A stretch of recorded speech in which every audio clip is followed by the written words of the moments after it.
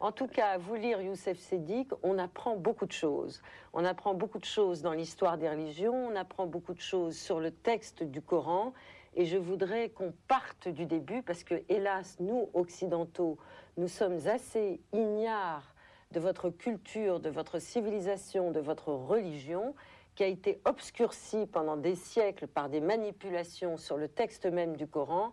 Donc je voudrais qu'avec vous, nous puissions désencombrer le Coran de tout ce qui l'obscurcit, l'épaissit et amène quelquefois la nuit noire de l'intolérance et de l'intégrisme, et partir du commencement. C'est donc Mahomet qui était un paysan, un bédouin, qui un jour a eu une révélation dans une grotte, et un ange lui a dit: c'est toi qui vas recevoir la révélation. C'est bien comme ça que le Coran, l'histoire du Coran commence. Oui, c'est la tradition. Là c'est la chronique de la tradition. Moi, la première chose que j'ai faite, et je rencontre deux obstacles. D'abord, l'absence de savoir sur la question, un vrai savoir en Occident, et le poids de la tradition qui falsifie dans l'univers islamique.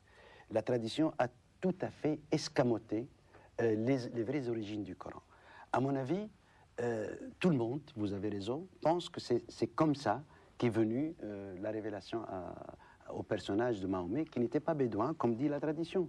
C'était un homme de cité.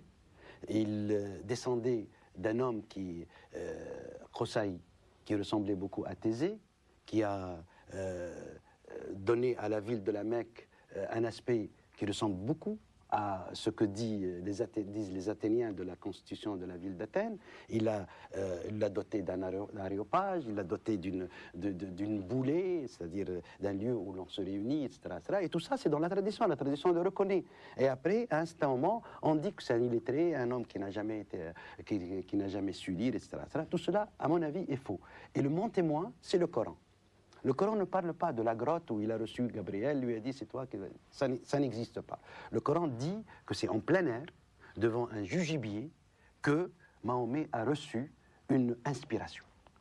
Et cette inspiration-là, telle que le Coran la nomme, elle est commune à tous ceux que Dieu inspire, même l'abeille.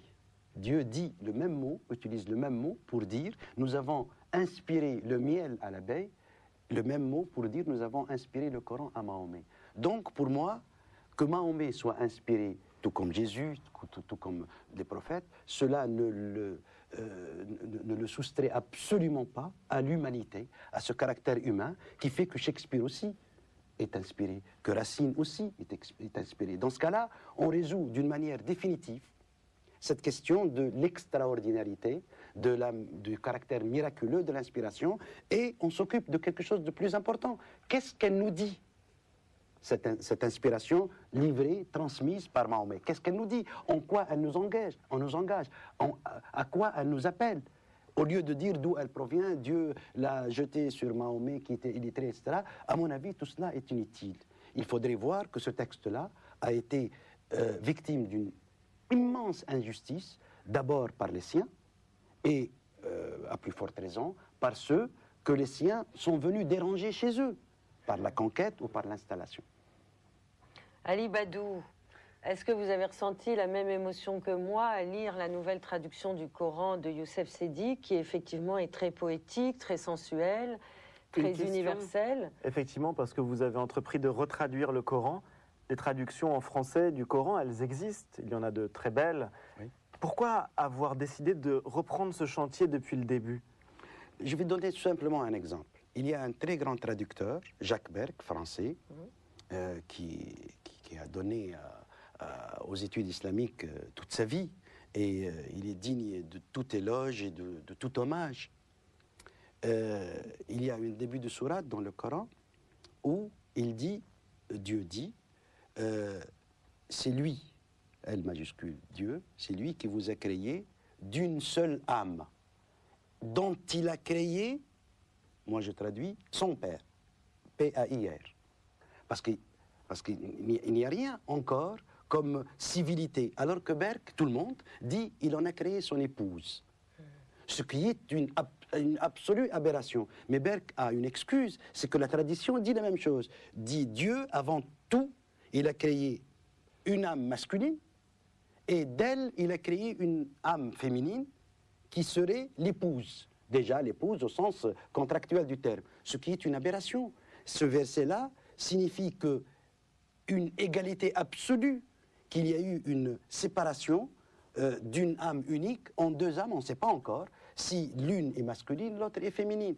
Voilà par exemple pourquoi il est temps de retraduire le Coran d'une manière qui serait d'abord conforme à la logique et conforme à son génie, qui n'est pas encore, à mon avis... Donc ça veut dire, Youssef Sédik, que dans le Coran, il y a une égalité entre l'homme et la femme, et que les différentes traductions du Coran ont perverti le sens originel du texte. Revenons peut-être à l'origine, vous en êtes convaincu, mais pour pouvoir le comprendre, et vos livres l'expliquent de manière fort lumineuse, c'est qu'il faut comprendre aussi l'historicité du texte. Donc, ce texte est inspiré, révélé à Mahomet, qui ensuite ne le retranscrit pas, mais ce sont d'autres qui vont retranscrire ce texte.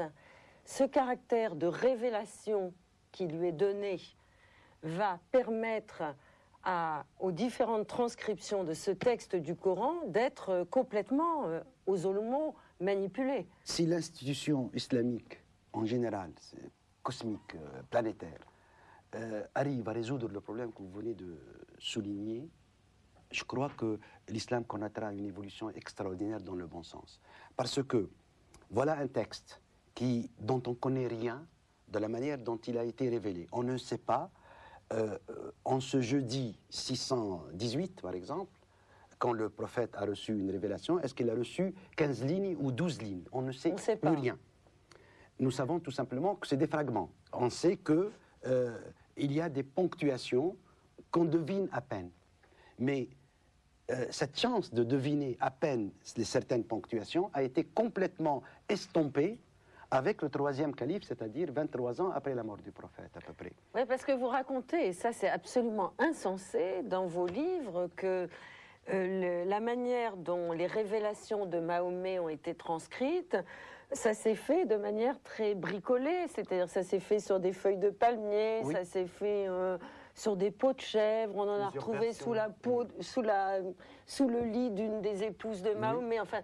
Et puis il y a un coup d'État sur le texte. Et puis, il y a un coup d'État sur le texte, ce que j'appelle la capture du texte. Est-ce que vous pouvez nous expliquer la capture du texte? Ce que j'appelle la capture du texte, et c'est sur cela que vit l'islam maintenant. Si l'islam veut mais ça, on le sait pas, se libérer, oui, on ne le sait pas. On ne le sait pas, et même je peux vous le dire, beaucoup d'intellectuels de chez nous, de faiseurs de décisions, de politique intellectuelle, ce n'est pas les politiques ignares, ne le savent pas, ou alors le savent, mais considèrent que ce n'est pas utile d'y penser. Il faut vraiment l'évacuer. Et c'est cette évacuation qui maintenant transparaît comme une urgence. Il faudrait qu'on en découde avec ce truc-là pour dire le Coran, c'est ceci, d'abord la révélation faite à Mahomet, tout le monde doit y croire, c'est une inspiration, le laïc doit croire que c'est une inspiration grandiose. Pourquoi je crois que Macbeth est unique et pas le Coran, si je suis laïc? Et pour les autres, il faut respecter le fait qu'ils lient cette vénération du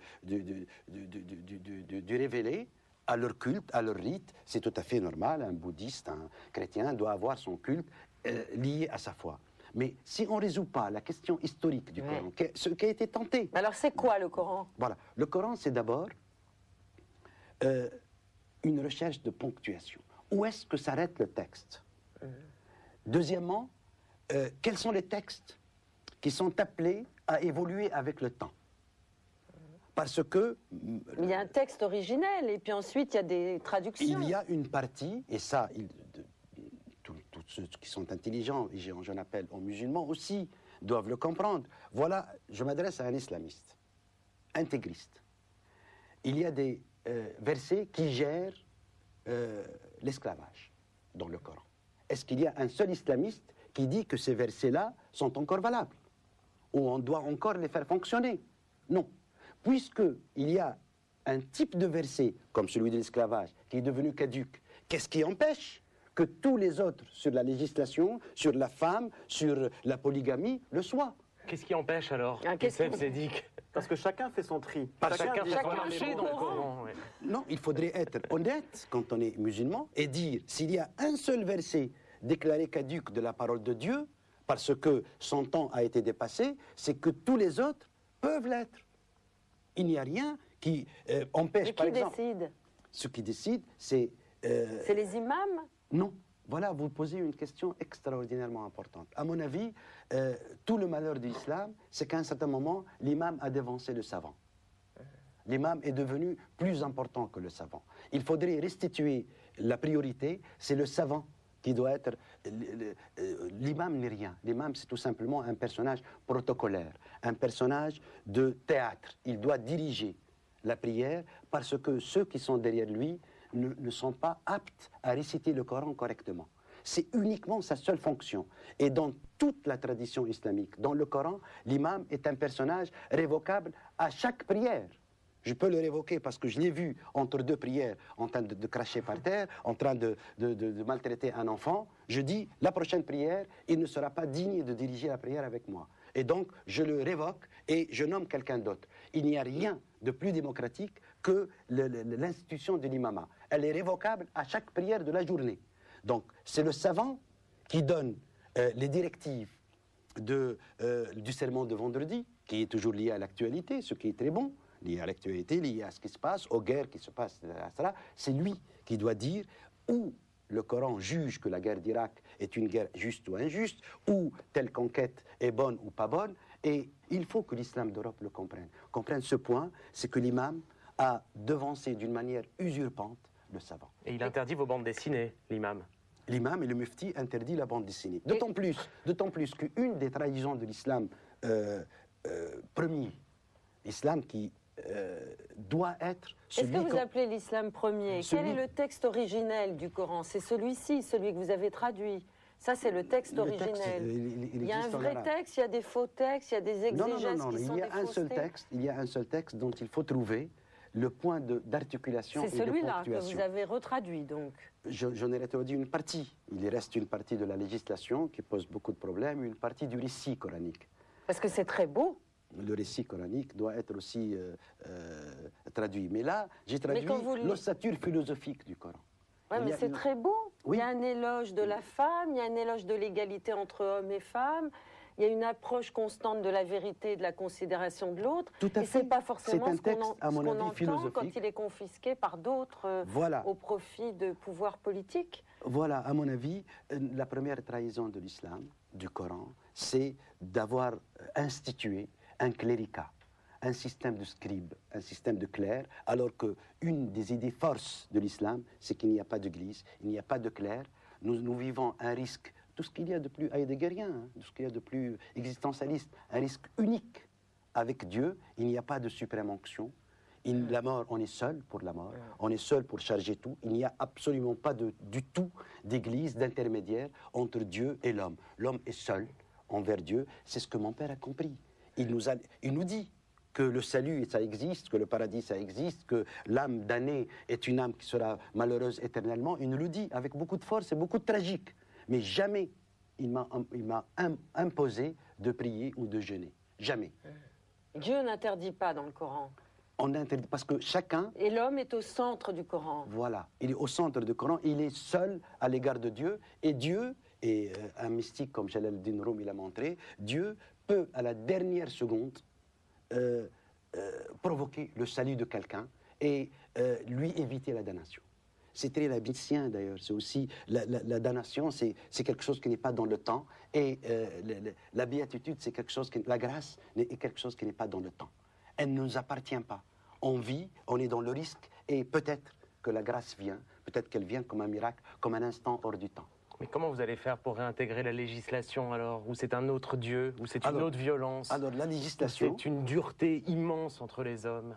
La législation, c'est quelque chose qui est affaire d'homme. Et le prophète Mohammed l'a dit une fois, et on l'oublie souvent.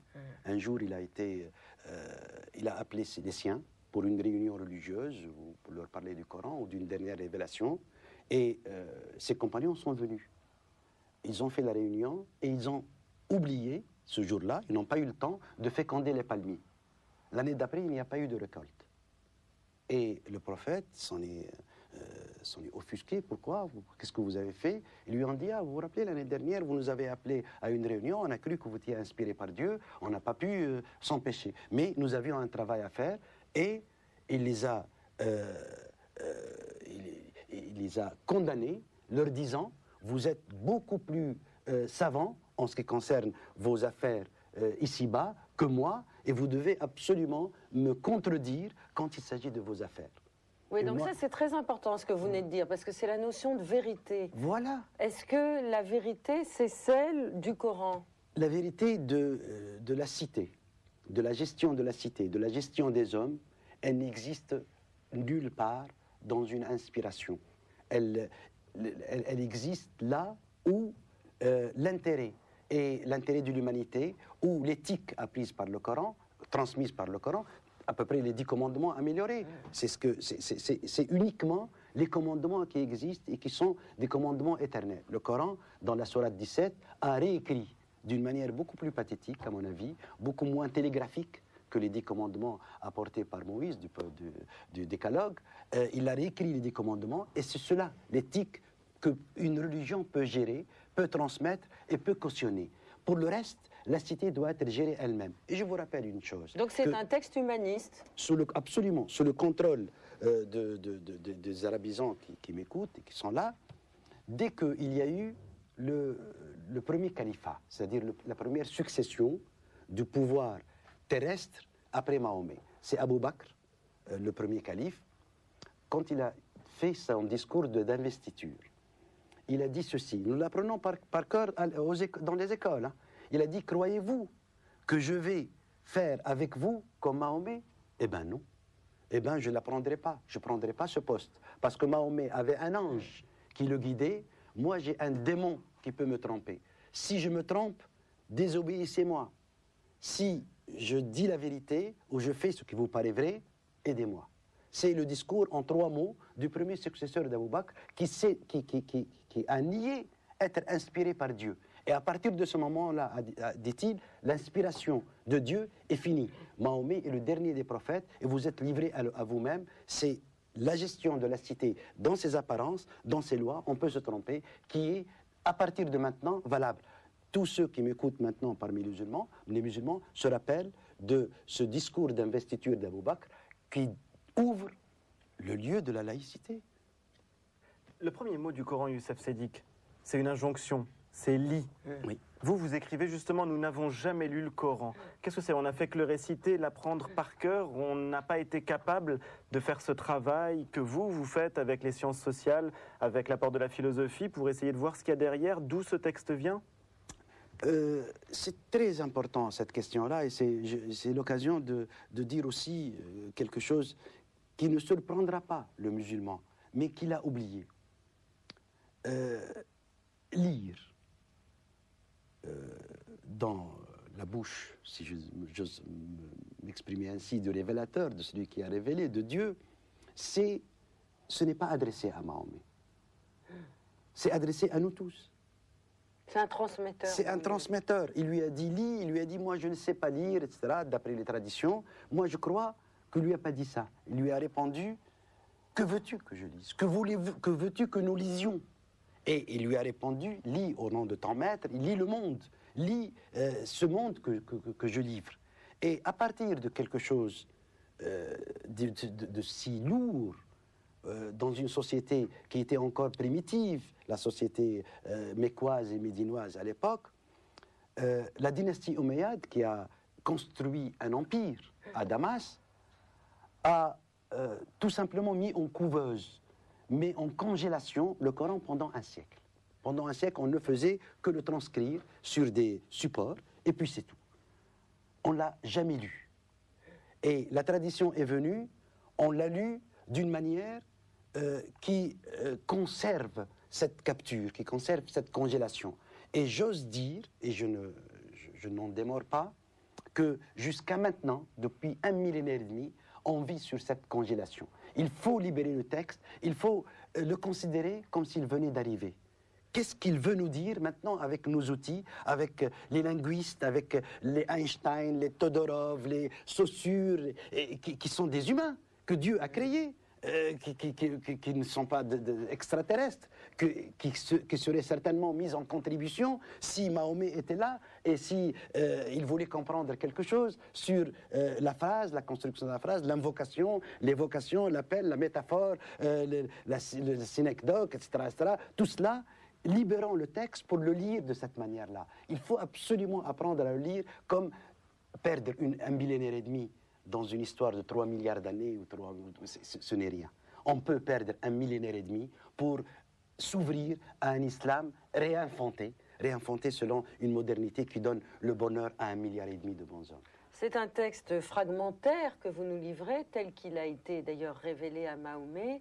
C'est un texte poétique, c'est un texte universel, et c'est aussi une démarche d'historicité que vous faites sur ce texte. Vous nous permettez de le lire dans la continuité de l'histoire des religions. Vous rappelez d'ailleurs que dans le texte du Coran, il est question de la Torah, il est question des évangiles, et ce texte s'inscrit dans l'histoire de l'humanité. Le Coran est un texte ni plus ni moins occidental. Ce n'est pas un texte de Mishima, ce n'est pas un texte de Sun Yat-sen ou de Confucius. C'est un texte qui est à l'intérieur de l'occidentalité. Il est à l'intérieur du platonisme, d'Héraclite, de Descartes, de Parménide. Et ça pour le profane. Libre à celui qui y croit de lui adjoindre une manière de faire le culte avec ce texte-là. Mais c'est un très beau texte que l'Occident doit recevoir aussi. Parce que le paradoxe aussi, c'est qu'en Europe, la pensée coranique, ça reste une pensée sauvage, une pensée exotique, alors que, justement, il y a des traditions grecques. Comment est-ce qu'elles vivent dans le texte du Coran? Comment est-ce que vous retrouvez la trace de Platon, d'Aristote, éventuellement même de figures historiques comme des héros de Alexandre le Grand, pour ne citer que lui? C'est la grande énigme de ce texte-là, parce que nous sommes complètement coupés de son historicité. Le fait que nous croyons tous qu'il est reçu d'une manière miraculeuse, qu'on a complètement effacé les circonstances de sa venue au monde, et surtout c'est la venue à la pensée de ce personnage qui s'appelle Mahomet. De ce fait-là, nous sommes coupés irrémédiablement de l'historicité de ce texte. Prenons-le d'une manière synchronique. Il est là. C'est un texte qui nous dit, au détour d'un verset, nous avons créé l'homme de la hâte. Nous avons créé l'homme de la hâte. Ça veut dire quoi, justement, cette phrase-là, qui sonne très fortement? L'homme a été créé de la hâte, c'est ce que vous traduisez dans le chapitre L'Univers. C'est montrer qu'il y a une liberté de l'homme. C'est que la création de l'homme est faite un peu comme arrachée à Dieu. Et il y a un verset extraordinaire qui... Moi, j'aurais aimé être à côté de Heidegger quand je l'ai connu et que je lui donne à expliquer avec sa pensée. Il dit, nous avons donné la conscience, la mana, le dépôt. Nous les avons proposés aux cieux, à la terre et aux montagnes. Elles n'en ont pas voulu. Elles en ont eu peur et elles en ont tressailli. L'homme l'a accepté. Quel ignare et quel démesuré était-il? C'est toute l'histoire de l'en-soi et du pour-soi. C'est le seul homme à accepter la faille de l'en-soi. Oui, enfin, la faille, je veux bien que vous nous sortiez Heidegger, mais quand même, dans le texte que vous avez traduit, dans le chapitre L'éthique, le salut, vous traduisez le Coran, ces phrases sur l'homme, après avoir commis des fautes sa vie durant non plus, même repenti, quand on meurt dans le déni de Dieu, à cela, nous préparons un douloureux supplice. Donc si on ne croit pas en Dieu, on va en enfer. Oui, bien sûr. C'est le propre dans la religion catholique aussi. C'est le propre d'une religion qu'il y ait une sanction et qu'il y ait une récompense. Mais à mon avis, cela est de l'ordre de la métaphore. Moi, je crois que tout le Coran est une immense métaphore. Il commence par l'anthropomorphisme le plus immédiat. Dieu a une main, la main de Dieu est sur le groupe. Il y a un verset qui dit cela.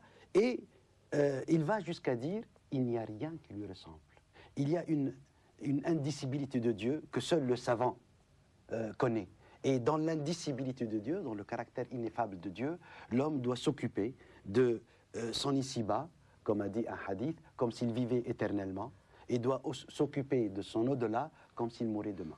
J'entends un Coran laïque, un Coran poétique, un Coran scientifique.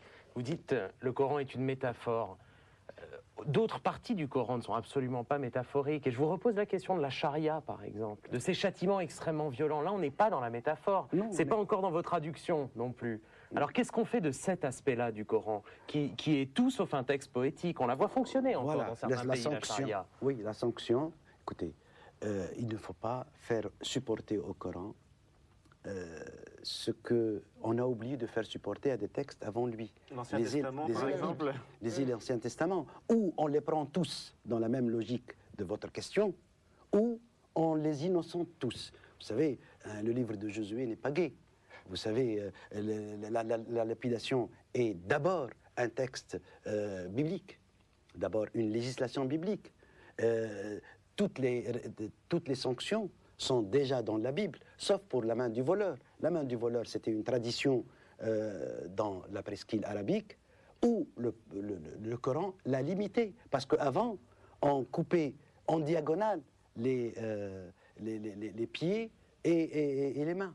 Et le Coran a tout simplement réduit cela à une seule main coupée pour la sanction. Mais il parle de limites, ce que nos muftis, nos exégètes n'ont pas compris. Il parle de limite. Qu'est-ce que la limite? La limite est un objet mathématique. C'est-à-dire, vous n'avez pas le droit de faire plus, mais vous avez le droit de faire moins. D'ailleurs, pour la peine de mort, la loi de Talion qui est biblique, vous pouvez demander que la loi de Talion pour un meurtrier soit appliquée, âme pour âme. Mais si vous pardonnez, c'est le Coran qui le dit, qui améliore la loi de Talion de cette façon-là. Si vous pardonnez, c'est mieux pour vous. Donc la limite, c'est une tête pour une tête, mais en deçà de la limite, c'est bien. Mais un taliban en Afghanistan qui fait sauter 2 Bouddhas, qui torture, qui voile les femmes de la tête aux pieds, est-ce qu'il connaît la limite? Il ne connaît pas la limite, il est dans la démesure, et s'il y a une mécréance... Et qui lui dit ça, qu'il est dans la démesure? Nous tous. Tous ceux qui doivent militer pour une humanité meilleure. Et je vous apprends que ce taliban-là est d'autant plus idiot que les premiers compagnons du prophète qui ont conquis l'Égypte nous ont conservé l'obélisque et les pyramides. Mais Youssef Sedik, sans aller jusqu'au cas extrême du taliban, vous êtes un savant, vous avez une lecture, un sage, au fond, vous avez une lecture humaniste du Coran. Quelle confiance faites-vous à votre parole, à votre démarche, quand on voit l'importance que prennent certains prêches à la télévision diffusés par le satellite, quand on voit la façon dont des interprétations du Coran circulent à ciel ouvert dans beaucoup de pays, en cassette vidéo par exemple? Dans toutes les épiceries. Écoutez, nous vivons, j'ai tenu à commencer par cet islam extraordinaire qui est celui de mon père. Mais vous avez raison. Cet islam-là, je ne l'ai pas inventé. Mais est-ce qu'il est englouti, cet islam-là? Je n'ai jamais vu les centaines de mamans et de grands-mamans qui étaient autour de moi, une seule qui a été battue par son mari au nom de la religion. Elles vivaient heureuses, elles étaient dans leur domaine, elles étaient volontaires et elles pouvaient imposer leur point de vue et elles se concertaient d'une manière extraordinaire avec eux. Et c'est dans une famille tout ce qu'il y a de plus islamique. Maintenant, s'il y a cette frivolité tragique, cet ennui tragique, ce terrorisme, cet intégrisme noir, c'est toutes ces histoires-là, à mon avis, ils ne sont pas dans l'histoire. Mais on aimerait que ce soit votre lecture, Youssef Sedik, absolument, qui est la parole, et que ce soit vous qu'on entende, mais je ne suis pas sûr que ce soit le cas. C'est pour cela que je suis très honoré, très content, très heureux d'être là et de m'adresser... Et que vous êtes très critiqué et de m'adresser surtout, j'espère que beaucoup de Tunisiens, beaucoup de Marocains, beaucoup d'Égyptiens, francophones ou germanophones, puisque ça... Oui, en français aussi, hein, parce que vous montrez à quel point les Français... J'espère que là, je m'adresse, par exemple, à ce neveu-là, je n'ai pas dit la phrase quand j'ai parlé de mon père, qu'est-ce qui est fait que cet homme-là n'a pas, mon père, n'a pas... voiler sa fille, et qu'est-ce qui fait que son petit-fils, c'est-à-dire mon neveu, voile sa fille qui a 10 ans? Ah, bah ça c'est une bonne question. Qu'est-ce qui fait que cet homme-là, quand je pose la question à ce neveu-là, qui m'écoute maintenant, quand je lui pose la question, est-ce que mon père était un mécréant? Est-ce que ton grand-père était un mécréant? Est-ce qu'il était un mauvais musulman? Il ne sait pas quoi me répondre. Il me répond que nous sommes dans un monde qui nous agresse. Et comme je suis un dialecticien, il y a une part de vérité dans ce qu'il dit. Mais ce n'est pas une raison pour qu'une injustice soit... à une injustice, on répond par une injustice. À une absurdité, on répond par une absurdité. À une saloperie, on répond par une... C'est ce que je dis à ce neveu-là, qui me dit, nous sommes dans un monde où nous sommes agressés de partout. De partout, l'islam est en danger. Dans ce cas-là, la meilleure arme serait celle de montrer qu'il est plus proche de l'humain que celui qui l'agresse, plus proche que Bush de l'humain. Et cette manière-là, ce n'est certainement pas d'aller casser des gens dans le métro ou de violenter des femmes. Comment peut-on espérer avoir une autre clé de compréhension et que votre message soit compris profondément, intérieurement, philosophiquement, politiquement? En un mot, il faudrait que le savant musulman, comme je l'ai dit, devance et le mufti et l'imam. Le mufti et l'imam n'ont pas de loi de cité quand ils ont le pouvoir. Et quand ils ont le pouvoir, ils sont alliés avec le pouvoir tout court. Quand ils ont le pouvoir religieux, ils sont alliés au pouvoir tout court, et c'est la catastrophe. Est-ce que l'islam est hostile à la laïcité? Il y a un vrai débat autour de cette question-là. Il n'y aurait même pas de mot en arabe pour dire laïcité. Oui, parce que le mot est lié à l'Église en Occident. Il est en couple avec l'idée de l'Église, avec l'idée de quelqu'un qui représente l'Église. On est laïque, on est de l'Église, on est un homme d'Église. Mais dans l'espace musulman, dans la conceptualisation de l'islam des musulmans, il n'y a pas d'Église. Donc la laïcité, on dit almaniya, c'est-à-dire en rapport avec la scientificité, le caractère profane, le caractère non religieux de quelque chose. Donc le mot laïque est un néologisme que certains n'acceptent pas. Et ils ont raison au niveau du lexique. On ne peut pas l'accepter. On dit, nous n'avons pas de profane, puisque nous n'avons pas d'église. Elle a sorti des mots sur les faits. Est-ce que l'islam est aussi la laïcité, Youssef Sedik? Moi, je crois que l'islam, puisqu'il a aboli l'église, puisqu'il met l'individu seul devant la divinité, devant son salut, devant le risque de son salut, il est déjà congénitalement laïque. Et il faudrait partir de cela pour imposer sa coexistence avec la ville, la cité, les constitutions des pays où il se trouve, tant qu'ils lui permettent, et c'est le cas, d'exercer son culte, d'avoir le bonheur de son rite et d'être dans la cité d'une manière policée, sans déranger personne, dans le contrat social, au sens le plus ressouviste du terme. Alors, il y a beaucoup de racisme aussi dans nos sociétés, hein, aussi bien en Allemagne qu'en France. Et il y a aussi beaucoup de confusion mentale. Donc, souffrez-vous de cet amalgame qui est très souvent fait dans les consciences entre terrorisme, islamiste, racisme et tout ça? Est-ce que vous y voyez un déni de votre propre culture, de votre propre civilisation? Oui, moi j'aimerais que les responsables, les hommes de culture, les hommes des médias fassent plus pour que, par exemple, quand on dit qu'un tel a battu sa femme parce qu'il est musulman, je me sens insulté. Il a battu parce qu'il est criminel, parce qu'il est imbécile, parce qu'il est inhumain, parce qu'il n'a rien à voir avec aucune des religions qu'il prétend représenter. Et c'est là où les médias sautent sur la définition ou l'identité de celui qui a fait un acte à refuser, un acte condamnable. Et il saute sur l'identité, et surtout quand il est musulman, on le dit, on le brandit. Et cela, ça me fait mal énormément. Et ça me fait parfois, ça me donne envie de quitter l'Europe. Je vais conclure. De quel droit mon fils connaisse le vase de Soissons et cette histoire tout à fait simplette, un roi qui s'est vengé d'un soldat parce qu'il lui a cassé le vase, etc. Et de quel droit il connaît cette histoire-là? Et quand j'ai pris sa leçon sur les croisades, je n'ai pas trouvé le nom de Saladin. J'ai trouvé 3 rois, Philippe Auguste, Richard Cœur de Lion et Guy de Lusignan, et pas le nom de Saladin. De quel droit?